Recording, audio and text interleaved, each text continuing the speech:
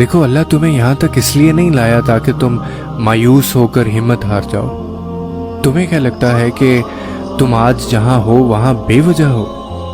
تم خود یہاں تک نہیں پہنچے ہو بلکہ تمہیں یہاں تک لایا گیا ہے۔ تم نے بے شمار تکلیفیں آج اس مقام تک پہنچنے کے لیے برداشت کی ہیں۔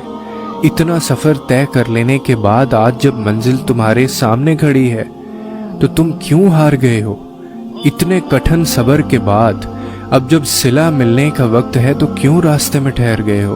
اٹھو، اب تو سفر ختم ہونے کو ہے۔ اب تم منزل کی نہیں بلکہ منزلیں تمہاری منتظر ہیں۔ اب تمہیں معجزوں کا نہیں بلکہ معجزوں کو تمہارا انتظار ہے۔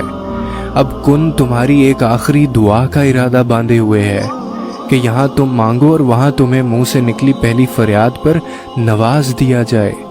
اب صبر کے زمانے گزر گئے ہیں، اب صلے ملنے کا وقت ہے۔ اب بات سسکنے کی نہیں رہی، اب قبولیت کا وقت ہے۔ اب مسافتیں ختم ہونے کو ہیں، اب آنسوؤں کے مسکراہٹوں میں بدلنے کا وقت ہے۔ کسی اور کا نہیں، اب یہ تمہارا وقت ہے۔